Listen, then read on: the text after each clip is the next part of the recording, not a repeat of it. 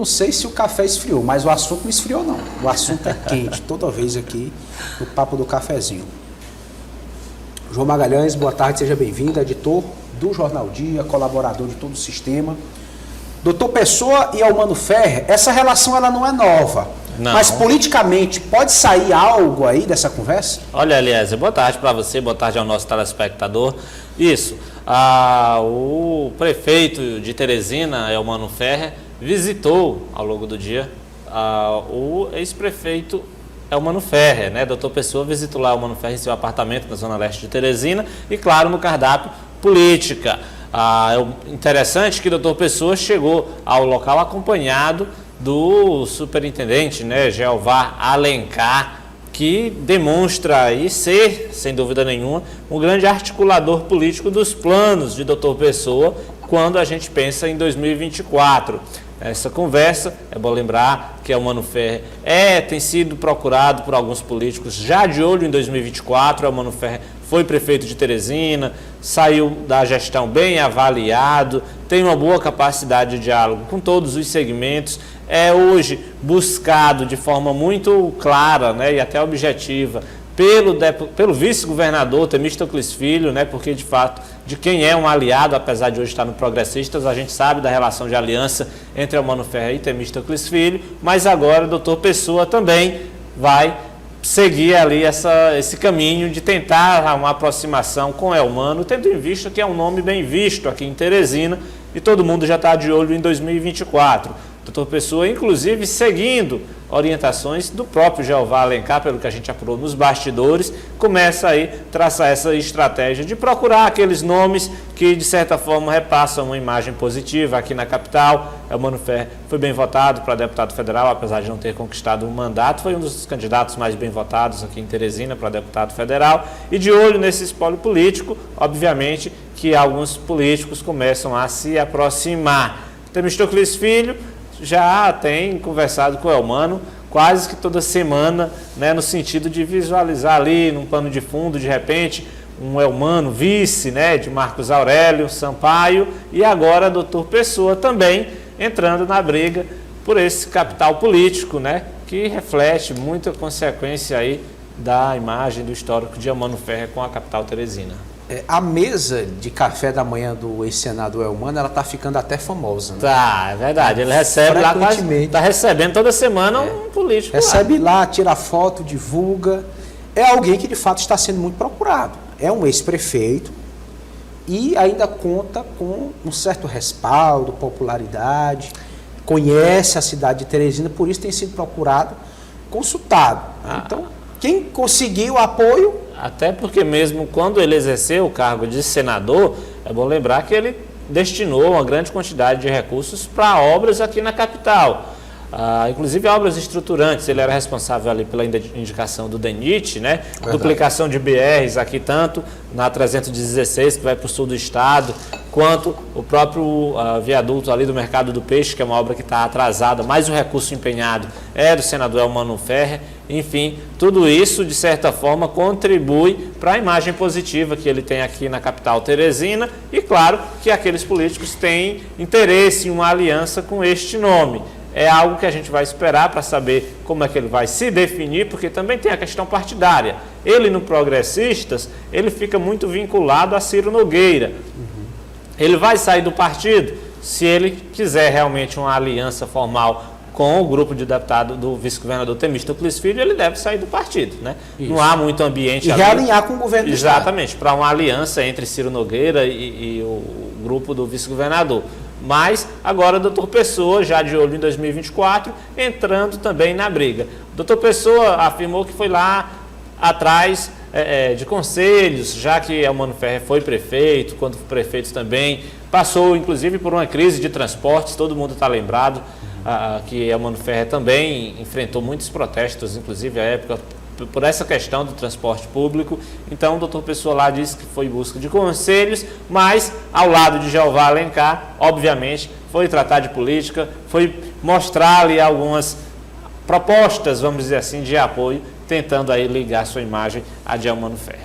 Interessante que o senador Eumano, lá em Brasília, trabalhou muito, né? para viabilizar essas obras do viaduto do Mercado do Peixe, rebaixamento da João 23 com a Zequinha Freire, né? Duplicação da de BR. 316, é interessante a gente destacar. Não conseguiu entregar esse pacote de obras, né? Acabou sendo prejudicado pela própria pandemia. Obras de infraestrutura, a gente sabe, são complexas e não saem da noite para o dia, né? Você vê obras que envolvem ali muitos recursos, que normalmente trata com desapropriação de terras, enfim, são assuntos assim polêmicos e que de certa forma causam, né, travam o andamento rápido de obras estruturantes. Acho que isso pesou um pouco também no resultado final da eleição do senador Mano Ferrer. Sem contar que o Mano, pelo que a gente observa do perfil político dele, ele gosta daqueles investimentos estratégicos, né? Enquanto que, por exemplo, outros senadores, outros deputados federais costumam pegar suas emendas e destinarem 100 mil para uma cidade, 200 mil para outra cidade,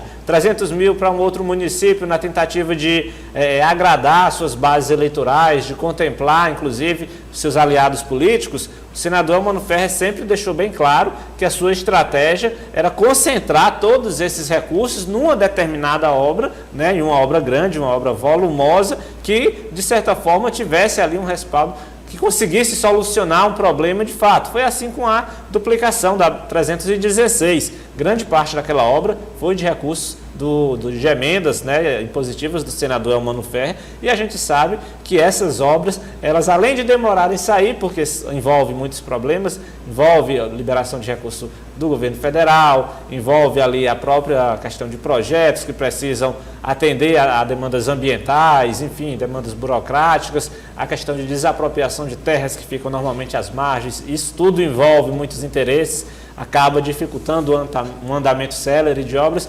Acredito que tudo isso culminou de fato, não deu a ajuda que o próprio senador esperava no que diz respeito ao processo eleitoral, mas isso, por outro lado, ninguém pode negar, absolutamente ninguém pode negar que o senador concentrou o que podia concentrar em recursos aqui em Teresina, em obras aqui em Teresina, e quando essas obras forem construídas, é aquela história, o cidadão sempre vai lembrar, olha, esse viaduto do Mercado do Peixe atrasou, mas é bom lembrar depois que entregar, saiu as feridas. Exatamente, assim como também a gente tem visto a própria nova maternidade do governo do estado. A gente já tem observado e sabe que é uma obra que é demorada, mas quando sair todo mundo vai lembrar do finado deputado federal Assis Carvalho, que foi quem destinou grande parte das emendas e também da deputada Iracema Portela para a construção daquela maternidade. Então são obras complexas que demoram a ser realizadas, mas de certa forma marcam, né, o nome e a atuação de um político. João, agora a presença de Jeová Alencar nesse tipo de conversa com o prefeito sinaliza que é alguém que deve realmente estar à frente das decisões que serão tomadas na política por parte do prefeito? Com certeza. Jeová Alencar, na medida em que ele aceitou ocupar um cargo, né, estratégico na Saad Sul, é claro que ele não ia se dedicar só à administração, né? Você não tem um aliado com a capacidade de articulação política como tem Jeová Alencar e não vai utilizar a inteligência política dele. Então, na medida em que ele aceitou ocupar um cargo na gestão de Dr. Pessoa, ele diz, Dr. Pessoa, estou à disposição também para participar do grupo político, né, para ser um ator ativo no processo eleitoral de 2024. E isso é que tem se consolidado de fato. Jeová Alencar tem inclusive levado o Dr. Pessoa para conversar com outros nomes influentes da política teresinense que impactam, que influenciam no jogo eleitoral de Teresina, e na medida em que Jeová fica presente em uma conversa envolvendo o Mano Ferrer e Dr. Pessoa, claro que ele puxa para si, inclusive, essa responsabilidade de ser, nesse momento, se comportar como um articulador principal do projeto de reeleição de Dr. Pessoa. Se vai dar resultado, se vai criar algum resultado positivo, lá na frente a gente vai poder observar com mais clareza, mas que hoje ele ocupa esse espaço, com certeza ocupa. Eu diria que o sucesso político de Dr. Pessoa está atrelado, claro, à sua gestão, mas muito também pelos planos e pela capacidade de Jeová Alencar de articular todo esse grupo politicamente. Interessante que um está atrelado ao outro e nenhum dos dois tem tanta opção assim de para onde ir. Não, exatamente. Realmente é um casamento, deve durar. Os dois estão juntos, o doutor Pessoa, não tem como negar, ele enfrenta uma crise de popularidade, isso qualquer cidadão de Teresina sabe, então ele precisa de alguém que tenha uma capacidade de articulação política para ir atrás e tentar fechar alianças. Por outro lado, Jeová Alencar saiu de um processo eleitoral de 2022 em que ele saiu rompido com as forças que hoje estão no governo do Estado e automaticamente ele não tem o perfil político de ficar a reboque de outros políticos como Ciro Nogueira, Silvio Mendes. Pelo contrário, ele procurou o caminho dele e onde ele encontrou espaço foi exatamente na Prefeitura de Teresina, espaço inclusive suficiente para ele agradar as suas bases eleitorais.